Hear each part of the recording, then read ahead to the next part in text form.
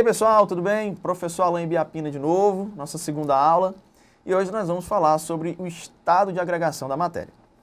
Pois bem, nós sabemos que a matéria ela se encontra em 3 estados de agregação. Na verdade são 6.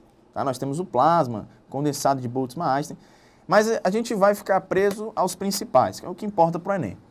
Estado sólido, líquido e gasoso. Qual é a diferença entre elas? Como o nome já está dizendo, agregação significa união, né? O oposto à segregação. Então, o estado de agregação é o estado como as moléculas estão unidas, agregadas. Nós temos o primeiro, que é o estado sólido, onde as moléculas apresentam o seu maior grau de agregação, o maior grau de organização. E a gente diz que as moléculas têm o seu mais baixo nível de entropia. Tá? Entropia é um conceito físico-químico que tem a ver com a desorganização de um sistema. Quanto mais organizado for, menos entropia ele tem. Quanto mais desorganizado ele for, mais entropia ele tem. E é uma das leis da termodinâmica que tudo no universo ele tende ao seu maior estado entrópico, né? A gente diz que tudo tende ao caos. Então a gente pode ver isso, por exemplo, se soltar um becker cheio de bolas de gude, a gente vai perceber que a tendência das bolinhas de gude é se separar, né? E não se juntar no ponto. Então, o natural é que venha o caos e não a organização. Então, no estado sólido, você tem as moléculas com o seu maior grau de organização, tá? Ou seja, o seu menor nível entrópico, tá?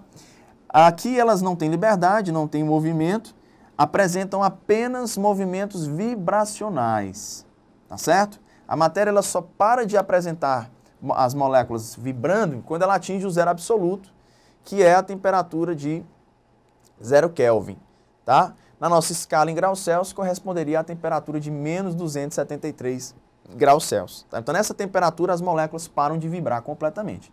Então, até essa mesa, as moléculas estão vibrando. Até as moléculas de um cubo de gelo também estão vibrando. Existe um movimento vibracional aí, certo? Mas não há liberdade para as moléculas, já que elas estão no seu maior grau de agitação, ou seu maior grau de organização, tá certo?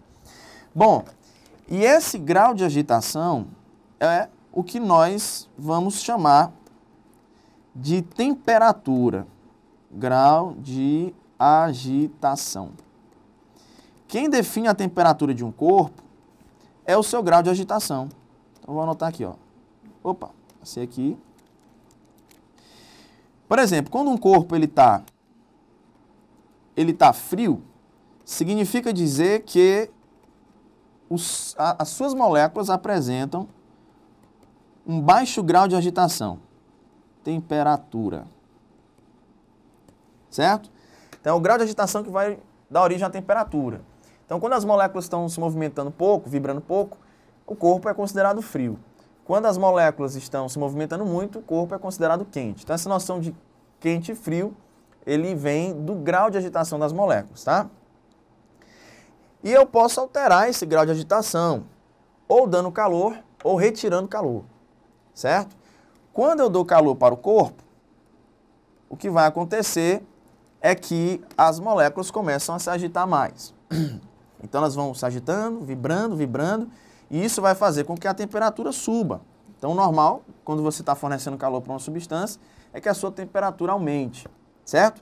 Vai chegar uma hora que as moléculas se desprendem completamente, na verdade, desculpa, elas vão se desprender, as moléculas vão se desprender e vão chegar no segundo estado de agregação, que é o estado líquido. No estado líquido, você tem as moléculas com mais liberdade, tá?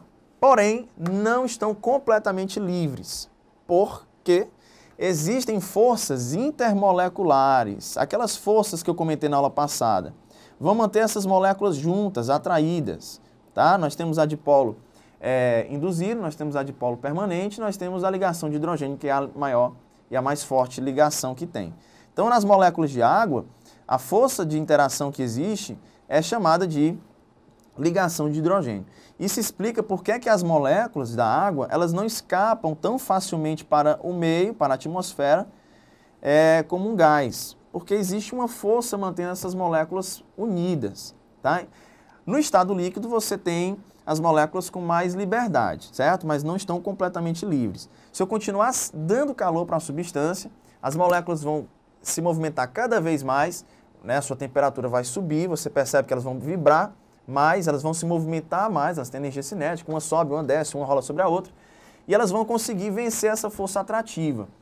E aí você vai ter o terceiro estado de agregação da matéria, que é o gás. E gás é uma palavra do grego que significa caos, porque é no gás que você tem um estado caótico das moléculas. As moléculas estão completamente livres, não existe nenhum tipo de interação, e lá na química geral nós temos um assunto só para estudar o comportamento dos gases, tá? O estudo dos gases, e nós vamos ver que existe a teoria cinética dos gases, que diz que nós vamos tratar as moléculas dos gases como moléculas pontuais, de baixa interação intermolecular, que se movimentam sempre com sentido em linha reta e que são definidos por 3 estados físicos: pressão, temperatura, volume e também a quantidade de moléculas envolvidas no sistema. Então existe uma matéria um assunto só para isso, para estudar o comportamento caótico dos gases. Tudo bem? Pois bem, para que o sólido vire líquido e o líquido vire gasoso, é necessário a matéria absorver calor. Esse processo nós dizemos que é um processo endotérmico, tá? Quando a matéria está absorvendo calor, a gente diz que o processo é endotérmico. O oposto seria o processo exotérmico. E aí você teria o gás voltando a ser líquido e o líquido voltando a ser sólido. Porque a retirada do calor vai diminuir a agitação das moléculas. A gente percebe isso por causa da temperatura que vai caindo. Elas voltam a se agregar cada vez mais do gás para o líquido e do líquido para o sólido. Beleza? Lembrando também que calor é um tipo de energia que não se pode ter. Calor se pode sentir, porque ele só existe em transição, sempre de um corpo quente para um corpo frio. Então, se eu quero aquecer um corpo, eu tenho que colocar próximo a algo quente, porque esse algo quente vai transferir calor para esse corpo. Se eu quero resfriar um corpo, eu vou colocar em um ambiente frio, porque ele vai ser o corpo quente do sistema e ele vai perder calor. Então, se você quer congelar um copo com água, você vai levar para um freezer, um congelador, e lá a água vai perder calor para o sistema, para o ambiente, e vai começar a resfriar até o ponto de congelar. Beleza? Tranquilidade? Então veja aí que nós temos 3 estados, e desses conceitos aqui saem muitas informações, né? Bom, e esses estados de agregação, eles são interconversíveis. Um pode se transformar no outro, né? Então, nessa figura aqui, nessa imagem, a gente tem a transformação que pode acontecer. E cada transformação recebe um nome diferente. Por mais que simples que pareça, são nomes parecidos e confundem muitos alunos. Então, é importante você lembrar o que é fusão, o que é solidificação. São conceitos fáceis, tá? Por exemplo, quando o sólido se transforma em líquido, o nome desse processo é chamado de fusão. O contrário é a solidificação, tá? Você pode falar derretimento? Posso, no seu dia a dia você pode facilmente usar esse termo, mas o termo científico seria fusão. E qualquer palavra derivada dela remete a isso, a derretimento. Então, quando você ouvir ferro fundido, é o ferro derretido, tá? Material fundido é material que passou pela fusão. Do estado líquido, você tem a chamada vaporização. Do líquido para o estado gasoso, para o estado vapor, você tem a vaporização, tá? E o oposto é a liquefação, também chamada de condensação, que é o que acontece nas nuvens, né? A nuvem é vapor, ela vai condensar e vai formar chuva, tá? E a vaporização, ela pode ser de 3 tipos, dependendo da velocidade com que ocorre essa mudança do estado líquido para o estado gasoso. A vaporização que ocorre de maneira espontânea e sem a participação do homem, é o que acontece na natureza, que é uma transformação lenta, é chamada de evaporação. Certo? Então, uma poça de água na rua secando é um tipo de vaporização chamada de evaporação, porque é um processo lento, espontâneo e não há participação do homem. Uma roupa secando no varal também. A ebulição já é um processo mais rápido, não é espontâneo e envolve a participação do homem. Então, quando você pega uma panela com água e você leva ao fogo, você vai fazer com que aquele líquido vire gás, vapor, e esse processo é bem mais rápido, é chamado de ebulição, tá? E por último, você tem a calefação, quando o processo é instantâneo. Então, você pega, por exemplo, uma frigideira quente, coloca embaixo da torneira, abre, quando a água cai, forma aquela fumaça branca, né, que ali é vapor de água, e o processo de vaporização foi instantâneo. Por isso que a gente diz que é a calefação, beleza? Há também a possibilidade do estado sólido passar diretamente para o estado gasoso, sem passar pelo estado líquido. O nome desse processo é chamado de sublimação e o seu inverso é chamado de ressublimação ou sublimação inversa. A sublimação a gente pode encontrar em algumas substâncias do nosso dia a dia, como por exemplo a naftalina, aquelas balinhas brancas que, assim, lá em casa a gente ninguém usa, né? É mais o pessoal bem assim, já velho.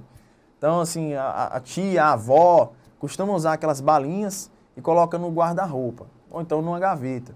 Ali, ela com o tempo, aquela balinha ela vai diminuindo de tamanho, porque as moléculas da superfície da bala já se desprendem na forma de gás, na forma de vapor. Então, você não vai ter a passagem do estado sólido para o estado gasoso com o intermediário do líquido, certo? Ele passa diretamente do sólido para o gasoso. E esse gás, esse vapor, ele vai se prender às roupas e vai deixar tudo fedendo, né? A ressublimação é o processo quando esse vapor que foi gerado, ele resfria bruscamente e volta a ser sólido, tá? É comum para processo de purificação. Então, por exemplo, o iodo é o maior exemplo do laboratório que tem. O iodo é uma substância, é uma bolinha meio prateada com tonalidade roxa e quando a gente esquenta, ele vira vapor. E se nós colocarmos um vidro em cima do becker, onde está acontecendo o aquecimento, ao vapor entrar em contato com o vidro, ele resfria e volta a ser sólido, né? E todo material que esteja misturado com iodo não vai conseguir sublimar, somente o iodo sublima, e você vai ter uma separação de misturas, caso o iodo esteja misturado com outra substância, tá? Muito bem, então é chamado de ressublimação esse processo, ok? Bom, agora, o que é que vai determinar, quais são os fatores que vão determinar essa mudança da matéria, do estado de agregação? Muito bem. Dois fatores físicos assim, dois fatores ambientais vão dizer em qual estado de agregação a matéria se encontra. Primeiro, a temperatura. Mas não só a temperatura, a pressão ambiente, a pressão externa, ela também vai influenciar, tá certo? E aí nós temos esse gráfico que nós chamamos de diagrama de fases, que ela vai mostrar qual é o estado de agregação daquele material a uma certa temperatura e a uma certa pressão. Por quê? Por que que isso acontece? Porque não é só a temperatura que vai influenciar. Quando você tem um recipiente, vou usar aqui o exemplo da água, tá? Tá aqui um recipiente. E aí eu tenho água. Certo? Para mudar o estado da água para o gasoso, é necessário eu ter uma fonte de calor. Eu vou aquecer, vou fazer a sua temperatura subir. E as moléculas elas vão começar a se agitar mais. O problema é que elas sofrem uma força esmagadora chamada de pressão atmosférica. Então, existe uma força que esmaga a superfície da água, tentando manter as moléculas juntas. Então, o que acontece? Quando eu aqueço a água, além desse calor absorvido ser usado para agitar as moléculas, para que elas possam vencer as forças atrativas que existem entre elas, elas também vão ter que vencer essa pressão externa chamada de pressão atmosférica. Ao nível do mar, essa pressão tem um valor de 1 atm, certo? Que na experiência de Torricelli, que ele usava uma coluna de mercúrio de um tamanho de 1 metro, vale 760 milímetros de mercúrio. Então, a gente usa também essa outra unidade aqui, que é a unidade que está colocada no gráfico. Então, ao nível do mar, a pressão atmosférica é 1 atm, que lá na coluna de Torricelli, que mede 1 metro, né? 1000 milímetros, o mercúrio, o seu tamanho lá naquela coluna, ela é influenciada pela pressão. Ao nível do mar, ela exerce uma pressão que faz com que o nível do mercúrio na coluna, de 1 metro, esteja num tamanho, numa altura de 760 milímetros de mercúrio. Então, as moléculas elas precisam vencer essa força esmagadora chamada de pressão atmosférica. Isso explica porque é que em altitudes elevadas, a água ebulha a uma temperatura mais baixa. Porque se você for para um canto mais alto, você vai ter menos coluna de gás sobre aquela substância, você tem menos pressão, e aí as moléculas conseguem vencer essa pressão mais facilmente. Não precisa de tanto calor para vencer. Então, quanto mais alto você tiver, mais baixa vai ser a temperatura de ebulição. Lá no Everest, a quase 8 mil, mais de 8 mil quilômetros, mais de 8 quilômetros de altura, a água ela ferve a uma temperatura bem baixa, em torno de entre 60 e 70 graus Celsius, né? Comparado aqui que é 100 graus Celsius. Tá? Então, a água precisa vencer essa força, tá certo? Chamar de pressão. E aqui é o conceito também da panela de pressão, porque a panela de pressão ela vai vedar essa panela, essa tampa, né? Ela vai vedar a panela, e aí todo o vapor produzido vai ficar retido, preso, aumentando a pressão interna e impedindo que outras moléculas vaporizem, se transformem em vapor. Isso faz com que a água atinja uma temperatura muito maior do que 100 graus Celsius. Por isso que os alimentos na panela de pressão elas são cozinhadas mais rápido, porque a temperatura da água na panela de pressão é maior do que 100 graus Celsius. Ela consegue atingir temperaturas de 104, 105 graus Celsius. Se fosse uma panela aberta, quando a água atinge 100 graus Celsius, ela ebule e vai embora. As moléculas deixam de ser líquido, passa a ser gasoso e vai embora. Então, a temperatura maior que você pode atingir numa panela aberta é a temperatura de 100 graus. Mas numa panela de pressão, que ela veda tudo ali, ela segura o vapor e o vapor vai esmagar o líquido, impedindo que outras moléculas vaporizem. Ali a água, mesmo a uma temperatura acima de 100 graus Celsius, ela vai permanecer no estado líquido e aí você vai cozinhar o alimento mais rápido. Então, não pode esquecer, existem dois fatores que influenciam o estado de agregação: pressão e temperatura. Então, como é que eu interpreto esse gráfico aqui? No eixo da abscissa, você tem a temperatura. No eixo da ordenada, você tem a pressão. E a uma determinada pressão, determinada temperatura, você vai ter essas áreas aqui, identificadas por sólido, líquido e vapor. E você vai olhar as coordenadas, as situações, né, as condições físicas, e vai ver em que ponto desse gráfico ele se encontra. Então, por exemplo, se eu tiver uma substância que isso aqui é a curva de fase da água, né? Então, por exemplo, se a água tiver a uma temperatura de 50 graus Celsius, que está aqui entre 0 e 100, né? Então, 50 graus Celsius é bem aqui. Ao nível do mar, a 760 milímetros de mercúrio. Então, eu vou puxar aqui nessa temperatura, na pressão de 760 milímetros de mercúrio. Então, ele vai bater nesse ponto aqui, que se encontra dentro da área do líquido, ou seja, a água ela é líquida nessas condições, de 50 graus Celsius e pressão de 760 milímetros. Eu posso mudar o estado da matéria, da água, só alterando a pressão? Posso. Então, se a pressão cair de 760 para 4,58, a gente vai ter, por exemplo, né, seguindo aqui a linha, você vai ter essas condições nesse ponto do nosso plano cartesiano, que se encontra no estado vapor. Então, eu mudei o estado da matéria, no caso da água, sem alterar a sua temperatura, só alterando a sua pressão. Mas veja o quanto a pressão ela foi reduzida, né? Ficou quase um vácuo aí. 760 para 4,58, para conseguir mudar o estado da água numa temperatura de 50 graus Celsius, foi necessário tirar bastante o gás presente no recipiente, né? Ali ficou quase uma situação de vácuo, tá certo? E você tem aqui as transformações, né? Deixa eu apagar aqui para ficar mais limpo. As transformações, elas são interpretadas aqui também. Qualquer questão que envolva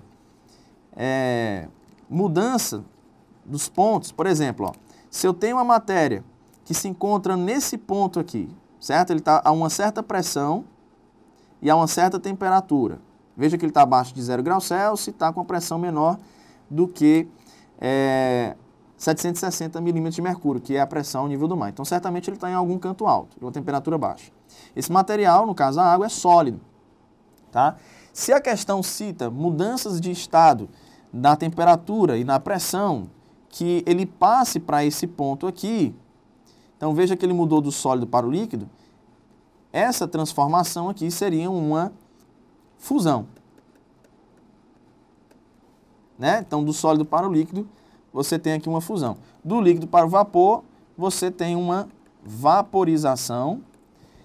e do vapor para o sólido você tem uma ressublimação. O oposto seria a sublimação. Então, as transformações também podem ser observadas aqui.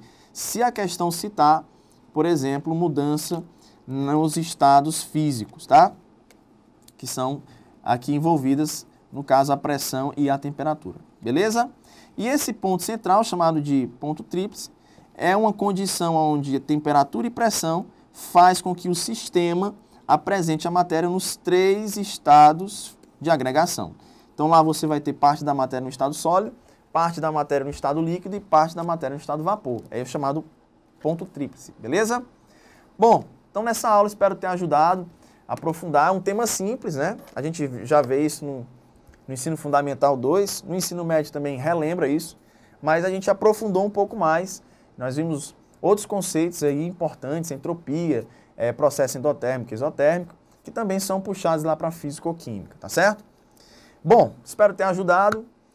Aguardo você na nossa próxima aula. Fique com Deus e bons estudos. Valeu!